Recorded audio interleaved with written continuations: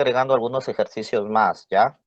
Sí, las preguntas de su material también están siendo resueltas acá, pero también estoy cogiendo otros ejercicios para que puedan ustedes acrecentar, ¿no?, sus conocimientos. Mira, el ejercicio número 1 que dice, a ver, dice, ¿cuál alternativa es verdadera respecto al principio de incertidumbre?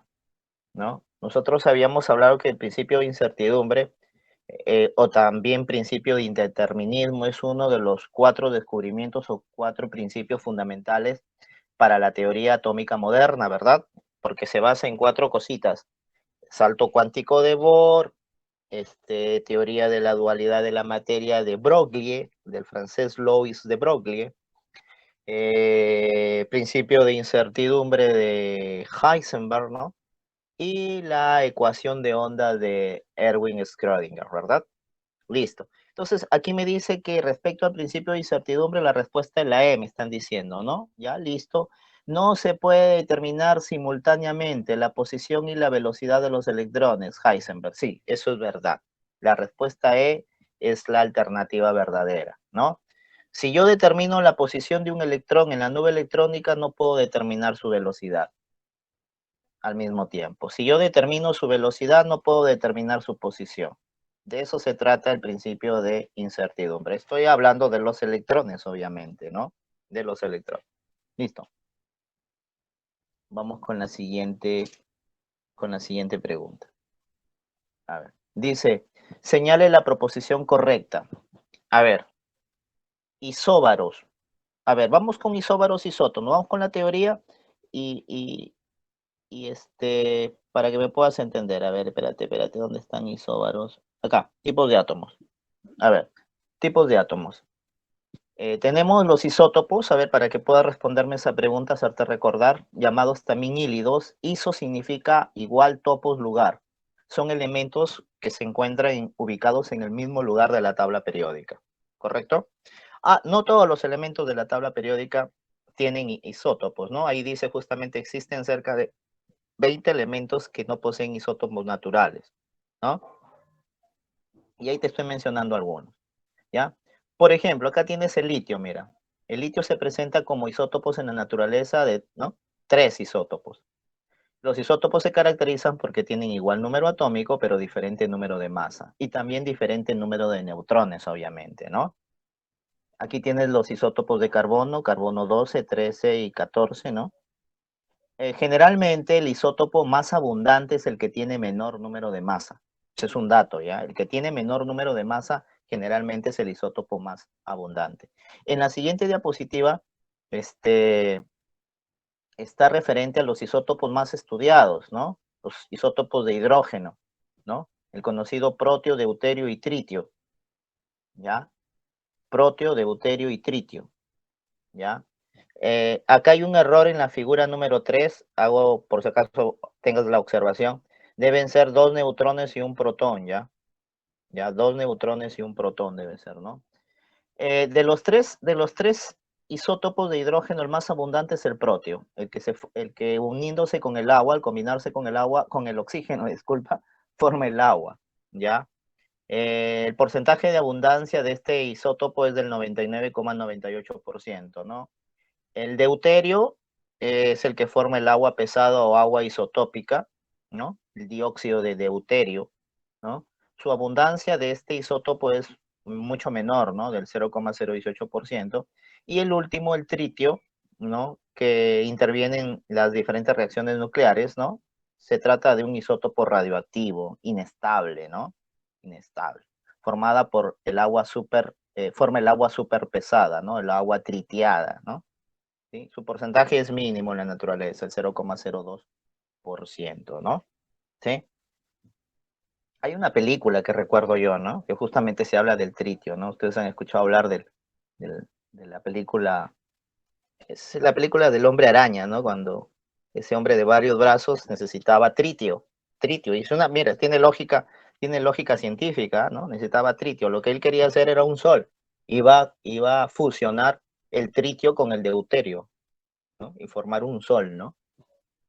Eso es lo que quería hacer él, ¿no? Cantidad de energía, ¿no? Bueno, en la película, pues, ¿no? Los isóbaros, iso significa igual, baros, masa, son átomos que presentan átomos diferentes, que presentan igual número de masa. Los isótopos son átomos iguales, ¿no? Hay que recordar eso, ¿no? Y presentan diferente número atómico, mira, ¿no? En el caso del aluminio y el magnesio, por ejemplo, mira, las masas son iguales, en el calcio y el argón también, ¿no? Si tienen masas iguales y diferentes números atómicos, también tendrán diferentes números de neutrones, ¿no?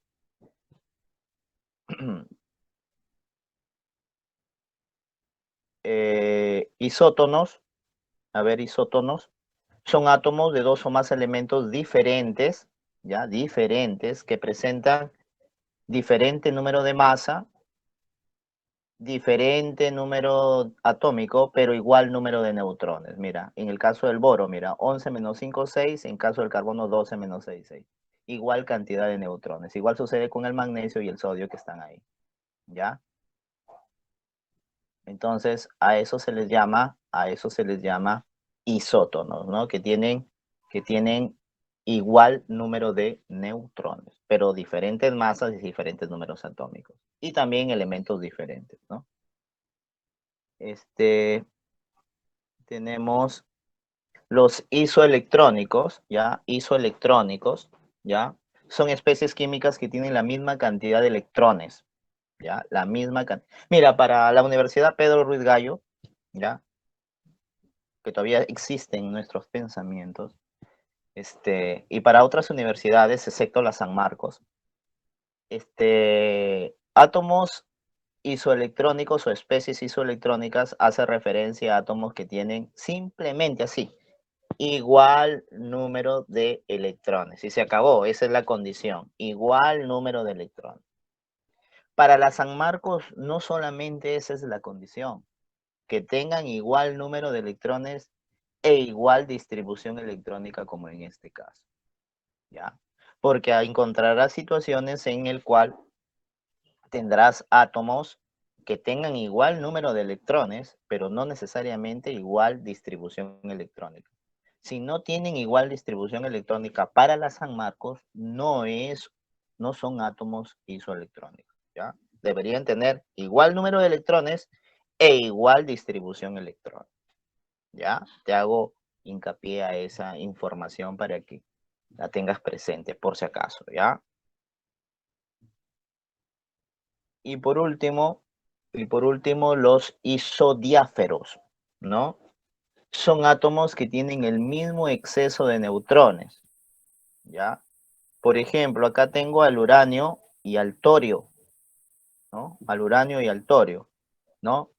Si yo resto el número de neutrones y el número atómico, voy a tener que el número atómico también es el número de protones, ¿no? El número de protones en comparación al número de neutrones, hay más neutrones que protones. ¿Cuántos neutrones en exceso hay? 51, mira, en el caso del uranio. Igual sucede en el torio, mira, hay más neutrones que protones. Z es protones, ¿sí o no? Entonces, ¿cuánto es de exceso de neutrones? 51. Si tienen el mismo exceso de neutrones, átomos diferentes, se trata de átomos isodiáferos, ¿ya? Isodiáferos, ¿correcto? Entonces, y ahí tienes dos fórmulas como hallar el exceso de neutrones, restando neutrones menos Z o restando al- a la masa Z menos Z, ¿no? Es bastante sencillo. Listo. Ahora sí, ¿no hay preguntas? ¿No hay preguntas referente a esto? Entonces, ahora sí puedo responder la pregunta número 2, ¿ya? ¿Qué dice? Señale la proposición correcta, la correcta. ¿Los isóbaros tienen diferente peso atómico? Los isóbaros tienen igual peso atómico, no diferente, igual. Entonces, no es la correcta. ¿Los isótonos tienen igual número de nucleones? No, igual número de neutrones, ¿ya? Neutrones sí, nucleones son protones y neutrones. No, falso. Los isótopos de un mismo elemento se ubican en el mismo lugar de la tabla periódica, por supuesto, claro, la respuesta es la alternativa C, ¿no? Se ubican en el mismo lugar de la tabla periódica, ¿no? Por eso se llaman isótopos. Topo significa lugar, Por ejemplo, los tres isótopos de hidrógeno se ubican en el mismo lugar de la tabla periódica. ¿Pero por qué, profe? Porque tienen el mismo número atómico, pues, ¿no? Tienen el mismo número atómico. 3. Va, me pasé. 3. Disculpa, la orientación del orbital, ¿ya? La orientación del orbital depende del número cuántico. ¿Cómo se orienta el orbital atómico? Si sabes que es orbital, ¿verdad? Es el lugar de mayor probabilidad de encontrar un electrón. Los orbitales, hemos visto números cuánticos. Hemos visto números cuánticos. A ver, pregunto, ¿hemos visto números cuánticos, por favor? Contéstenme, si no, voy a estar hablando piedras ahorita. Cuéntame, hemos visto números cuánticos para ver rápidamente los 4 números cuánticos. A ver. No, listo. Entonces vemos números cuánticos. Ya, vemos números cuánticos. Al toque nomás. Acá está. ¿Dónde está? Acá. Aquí está. Números cuánticos. Mira. Los números cuánticos, escúchame bien. Los números cuánticos, los tres primeros, número cuántico principal, número cuántico secundario y número cuántico magnético, del que vamos a hablar, derivan de la ecuación de onda de Erwin Schrödinger.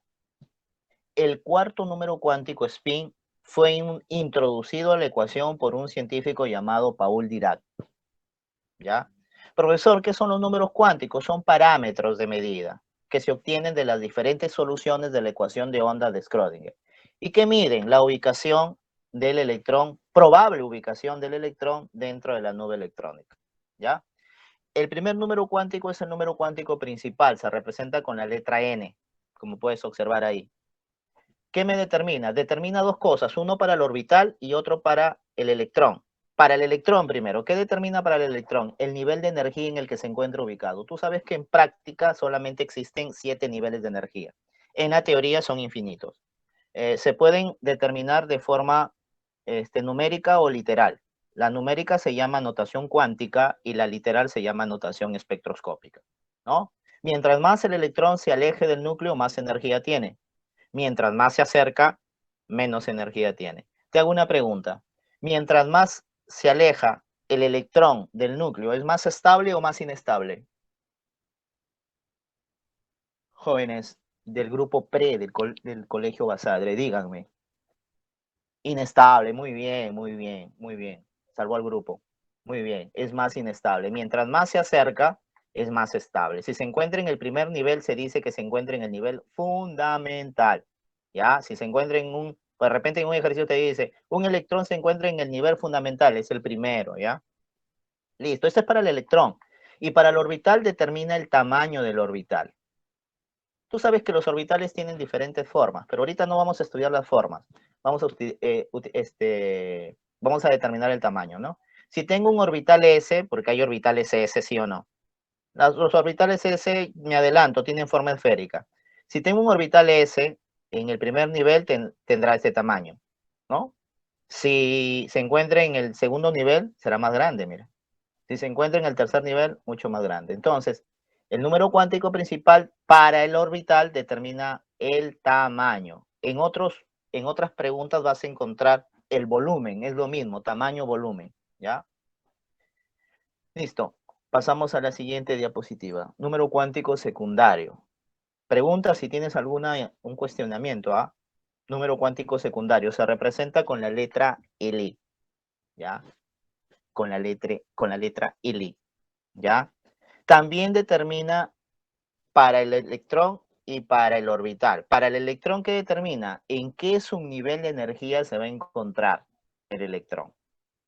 También se le llama número cuántico azimutal, subsidiario de momento angular, ¿ya? Toma valores desde 0, ¿no? Hacia la derecha positivos, ¿no? ¿Sí?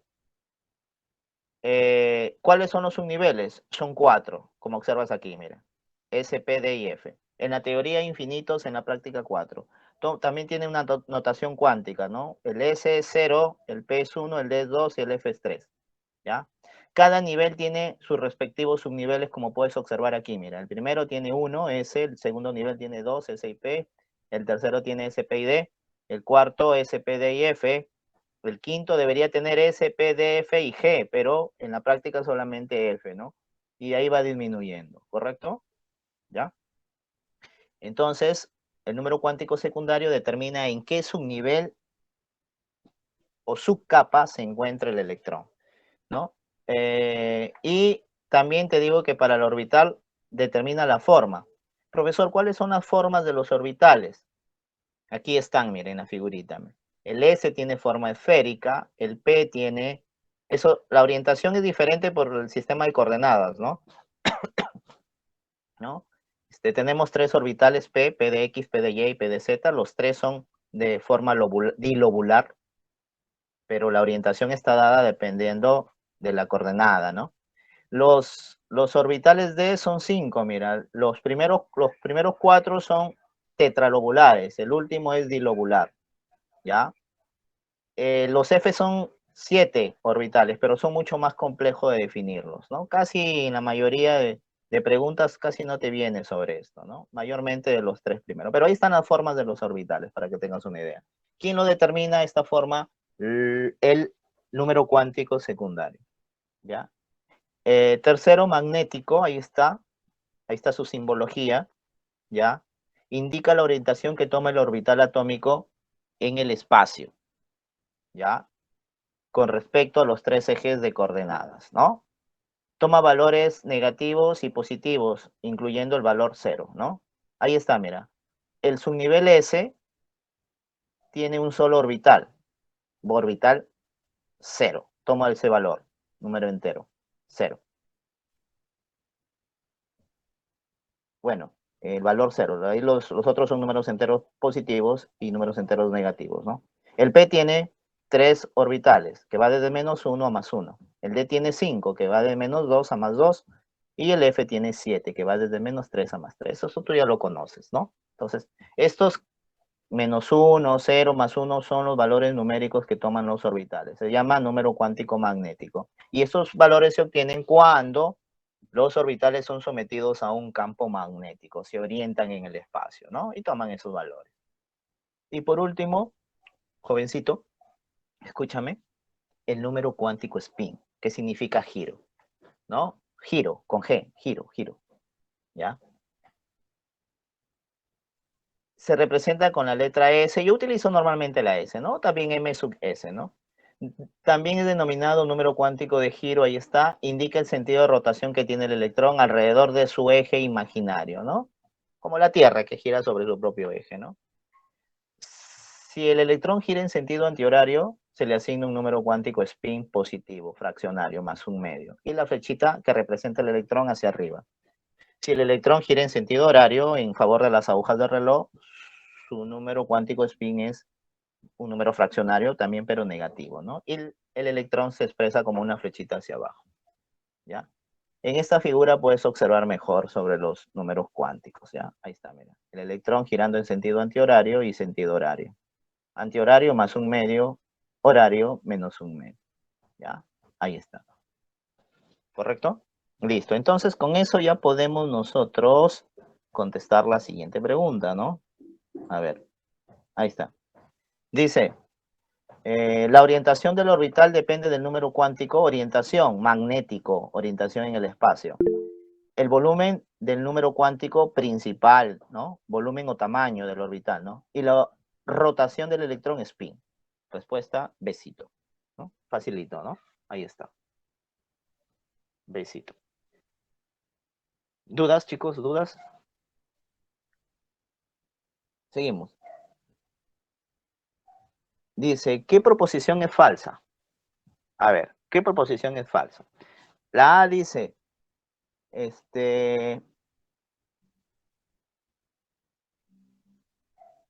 a ver, dice, A, cuando n es igual a 3, o sea, estás en el nivel 3.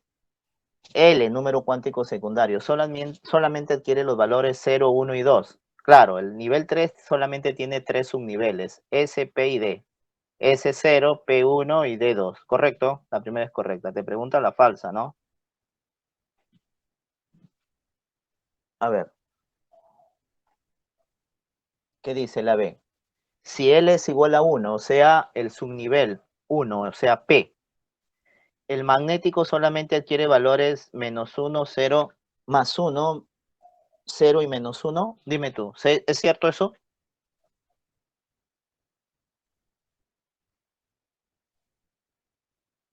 ¿Es cierto eso? No. Pero escúchame una cosa, ¿ya? Escúchame una cosa. Bueno, Pedro Ruiz dice no, pues, ¿no? ¿Por qué? Porque los negativos deben estar a la izquierda y los positivos a la derecha, pero déjame decirte algo. Yo he encontrado preguntas de la UNI, de la Universidad Nacional de Ingeniería, que cuando haces tú y quieres hallar los números cuánticos, ¿ya? De un electrón,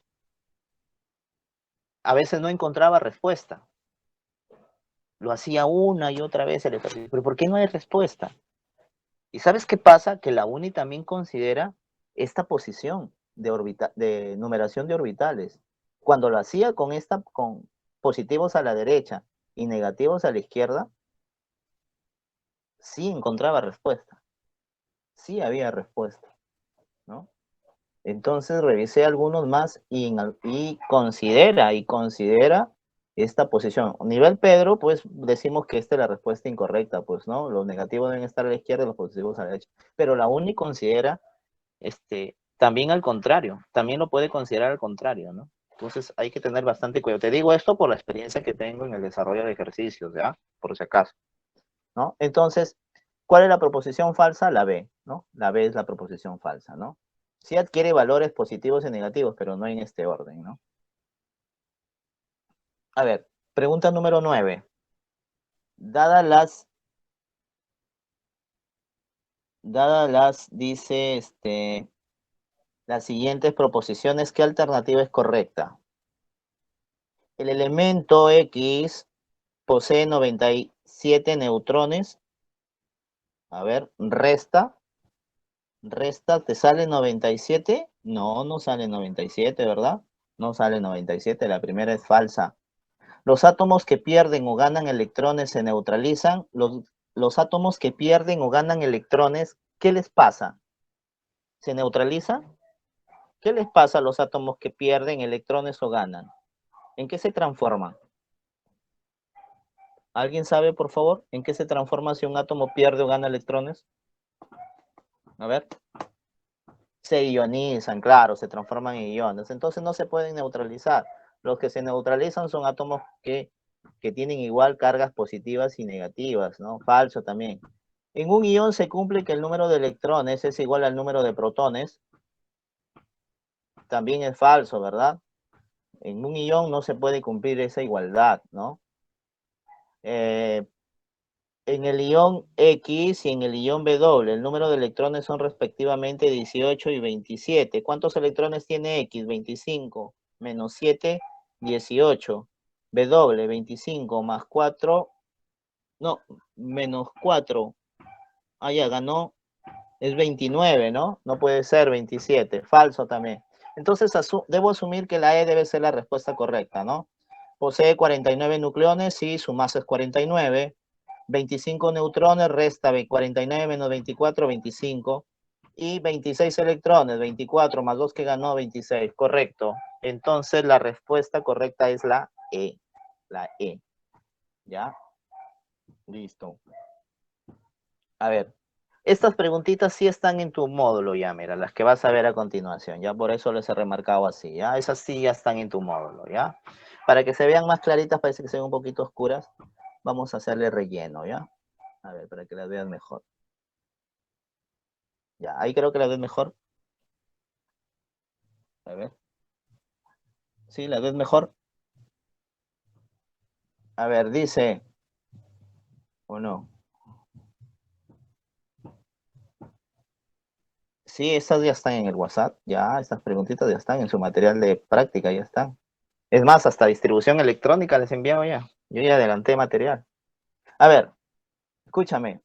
De las partículas fundamentales, a ver, aquí hay que colocar verdadero o falso, ¿no? Estas preguntitas que yo te he puesto en tu material son para que leas, ¿ya? Para que leas bastante, ¿ya? Dice, de las partículas fundamentales, los nucleones son los protones y los neutrones, verdadero. de las partículas fundamentales, los nucleones, los que se encuentran en el núcleo, pues ¿quiénes son? Los protones y los neutrones. La primera es recontra verdadera. Ya. La segunda proposición dice, respecto a las masas de las partículas fundamentales, se cumple que la masa de un neutrón es mayor que la de un protón y esta es mayor que la de un electrón. Claro, la masa de los neutrones, aunque es ligeramente mayor que la del protón, pero es mayor, ¿no? En 3 milésimas, si no me equivoco. También verdadera. Primera verdadera, segunda verdadera.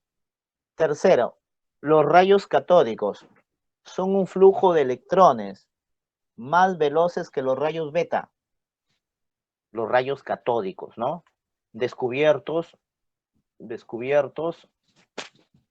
¿por quién fueron los rayos catódicos? A ver, un ratito voy al mundo de los rayos catódicos. Por acá están rayos catódicos, ¿dónde están? ¿Dónde están? Aquí están. Los rayos catódicos, mira. Con los rayos catódicos descubrieron la existencia del electrón, ¿no? Fue George Stoney, ¿no? Que sugirió que las unidades de carga eléctrica asociadas a los átomos hay que llamarlos electrones, ¿no? Fue quien sugirió el nombre de electrones, George Stoney. Julius Plücker es el que descubrió los rayos catódicos en tubos al vacío, ¿no? William Crockett es el que estudió a profundidad estos rayos catódicos, ¿no? Y fue Joseph John Thomson el que experimentó con estos rayos catódicos y le puso el nombre de electrón a la partícula cargada negativamente que ya George Stoney había sugerido anteriormente, ¿no? Los rayos catódicos son un chorro de, ¿no? Un chorro de electrones, ¿no? Se llaman así catódicos porque salen del cátodo, ¿ya? Salen del cátodo. Se mueven en línea recta hacia el ánodo, ¿no? Hacia el ánodo, que es de carga positiva, ¿no? ¿Sí? Tienen una velocidad de 150.000 kilómetros por segundo, ¿ya? 150.000. Ahora, ¿qué me dice la pregunta? ¿Qué me dice la pregunta referente a esto? ¿Qué me dice? ¿Qué me dice? ¿Dónde está? ¿Dónde está? ¿Dónde está? ¿Dónde está? Acá está. ¿Qué me dice la pregunta? ¿Los rayos catódicos son un flujo de electrones más veloces que los rayos beta? No, los rayos beta tienen una velocidad de 270.000 kilómetros por segundo. Los rayos catódicos, 150.000. Falso, falso, ¿ya? Falso. Las radiaciones electromagnéticas son formas de energía que se transmiten ondulatoriamente, verdadero, ¿no? Respuesta, besito, ¿no? Besito. Respuesta, besito. Ahí está, ¿ya? Ahí está desarrollada tu primera pregunta de tu material, porque las otras no están en tu material, ¿ya? Yo he escogido solamente algunas. 11. Sigue la secuencia. Si ya tienes impreso tu material, ve qué preguntas estoy desarrollando y están en tu material, ¿ya? ¿Cuál de las siguientes proposiciones son verdaderas? Verdaderas. A ver. Rutherford descubrió los electrones al bombardear la lámina de oro con rayos alfa, es esto, ¿ya? Por eso no se ve bien alfa. Núcleos de helio. Dime tú, ¿verdadero o falso? Ya, eso de modelos atómicos tú lo conoces, ¿no? Te hablo de modelos atómicos porque otras universidades te piden modelos atómicos. Por eso estoy haciendo esto, porque Pedro no está activa. Pedro no te pide modelos, pero no está activa Pedro, pues, ¿no? Entonces, tenemos que ir en función a las otras universidades. Por ejemplo, Trujillo te pide todo lo que es, todo lo que es estructura atómica desde que se descubrió el átomo hasta el modelo atómico actual, ¿no? Por eso te estoy haciendo. San Marcos también te pide estructura atómica, ¿no? Entonces, por eso estoy haciendo esto, ¿ya? ¿Cuál de las siguientes proposiciones son verdaderas? A ver, dime, ¿Rutherford descubrió los electrones al bombardear la lámina de oro con rayos alfa? ¿Te acuerdas? A ver, cuéntame, ¿es verdadero o falsa esa pregunta? Falsa. Porque, claro, pues Rutherford no descubre los electrones. Rutherford descubre el núcleo atómico. Ya, y hace ratito estoy diciéndote quién descubrió los electrones. Fue Joseph John Thomson. Falsa la primera, falsa. ¿Ya? Según el modelo atómico de Rutherford, según el modelo atómico de Rutherford, me imagino que habrás leído el modelo atómico de Rutherford, el átomo debería colapsar o desaparecer debido a la fuerza electrostática entre el electrón y el núcleo, ¿verdadero o falso?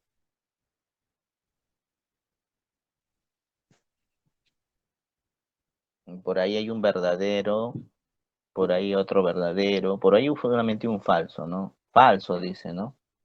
Falso, dice Maricielo. A ver, a ver, a ver, a ver. Bueno, según, jóvenes, según el modelo de Rutherford,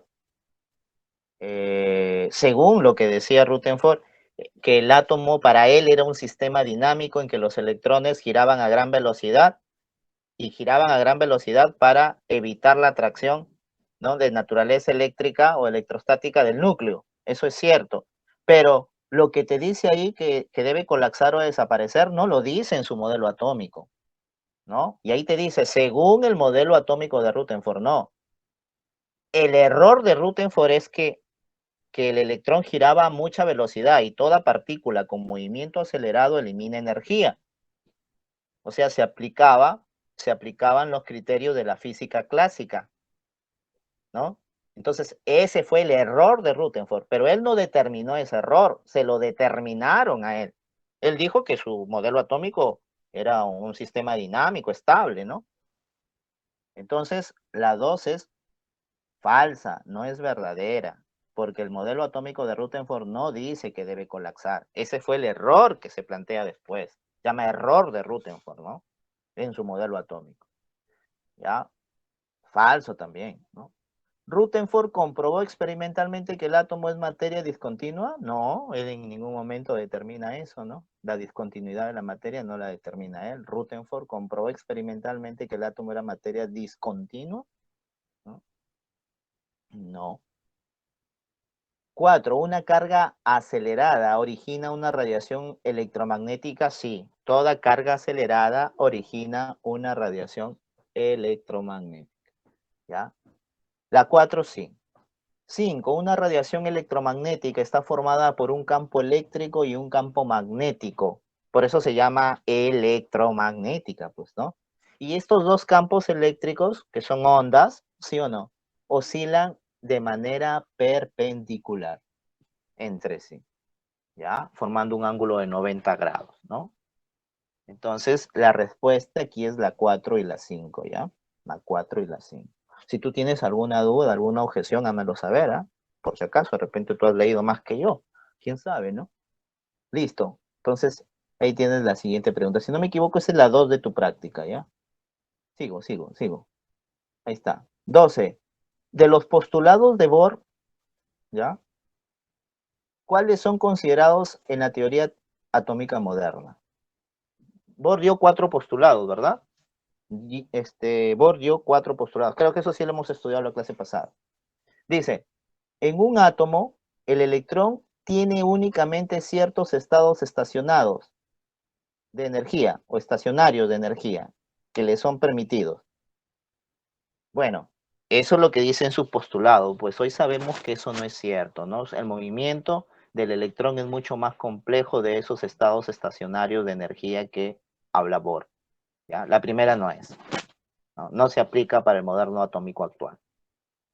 En cualquiera de estos estados, el electrón se mueve siguiendo una órbita circular alrededor del núcleo. Sí, tiene órbitas circulares, tiene órbitas elípticas, sí. Entonces sí se puede aceptar la segunda. Los electrones pueden alcanzar niveles de mayor o menor energía cuando absorben o emiten una cantidad definida de energía. Eso se llama salto cuántico, y el salto cuántico sí está dentro del modelo atómico moderno, ¿ya? Entonces, respuesta es 2 y 3, ¿ya? 2 y 3, que márcalo, 2 y 3, ¿ya? Son las consideradas en la teoría atómica moderna, ¿ya? Sigo.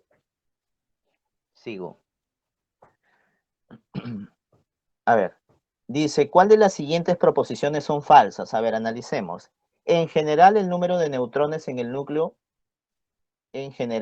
falsas, me dice las falsas. En general, el número de neutrones en el núcleo es mayor o igual al número de protones. Sí, generalmente a veces es mayor o a veces son iguales los neutrones que los protones. Entonces, la primera es verdadera, ¿no? La primera es verdadera, ¿ya?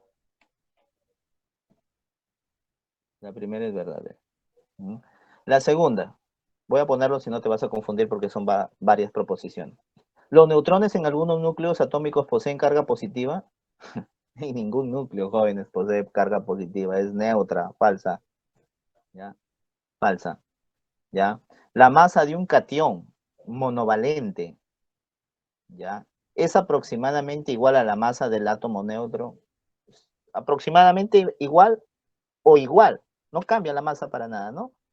Porque el electrón no ejerce influencia en la masa total del átomo, ¿no? Por eso dice aproximadamente igual, casi igual, ¿no? Verdadero.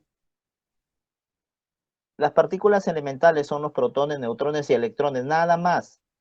Positrones, rayos alfa, para especies atómicas radiactivas. Así se llaman para especies atómicas radiactivas. Los protones, neutrones y electrones son las partículas fundamentales y se acabó. Falso. La masa de los neutrones es ligeramente superior a la de los protones. Eso sí es verdadero. La masa de los protones es 1836 veces la masa del electrón. Bueno, hay información que es 1840 veces. Está por ahí. Verdadero. ¿Existen nucleones fundamentales positivos, nucleones fundamentales negativos y neutros? No, los nucleones son positivos o neutros, no hay negativos. Falso. ¿Los compuestos están formados por átomos de igual número atómico? No, los compuestos están formados por átomos de diferente número atómico. Falso. La sustancia simple, sí. Respuesta, falso. 2, 4, 7 y 8. Respuesta, casita. ¿Ya? Ahí está. Así tienes que analizar, joven alumno, preguntas sobre esta parte, ¿ya? Así te vienen preguntas un poquito rebuscadas en los exámenes de estas universidades, ¿ya? Te estoy ayudando, ¿ya? A ver, sigo. 14. Disculpa, 14 hemos hecho. A ver,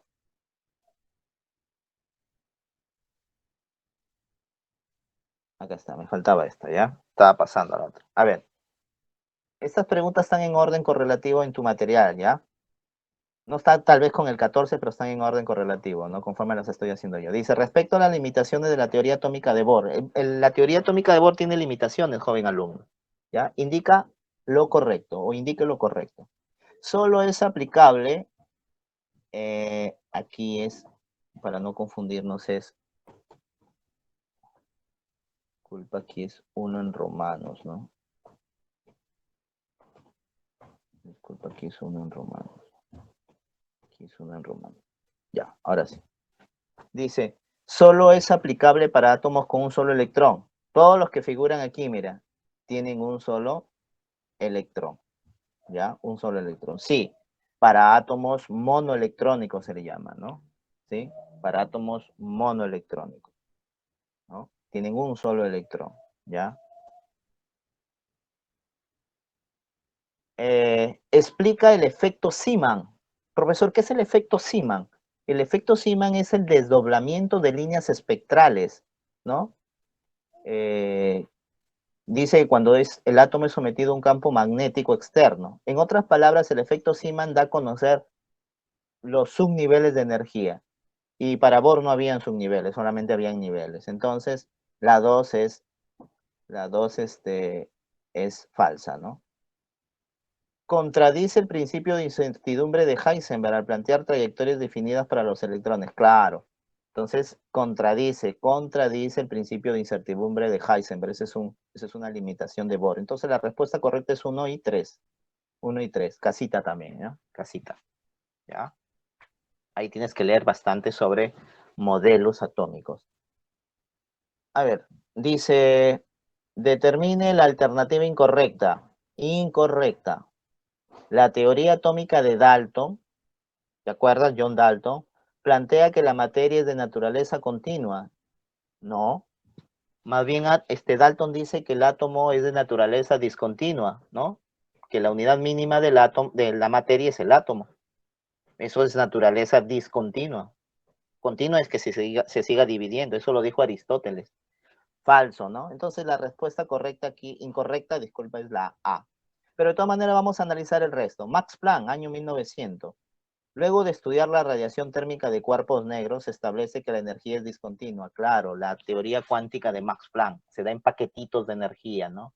Y él estudia la radiación térmica de los famosos cuerpos negros, ¿no? Tendrías que leer eso para que te des cuenta por qué le llamó cuerpos negros.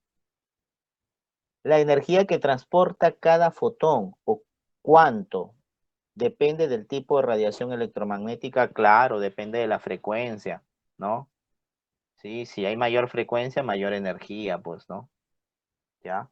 También es verdadero. ¿El electrón gira alrededor del núcleo en órbitas elípticas? Sí, eso lo planteó Arnold Sommerfeld. Para explicar los espectros atómicos distintos del hidrógeno, porque eso es lo que trabajó Bohr con el hidrógeno, se modifica la teoría de Bohr. Esta se conoce como el modelo vectorial del átomo. Claro, el modelo vectorial del átomo habla sobre, trata de explicar átomos polielectrónicos, porque Bohr solamente explica átomos monoelectrónicos, como el hidrógeno, ¿no? Entonces, ese es el modelo vectorial del átomo, ¿no?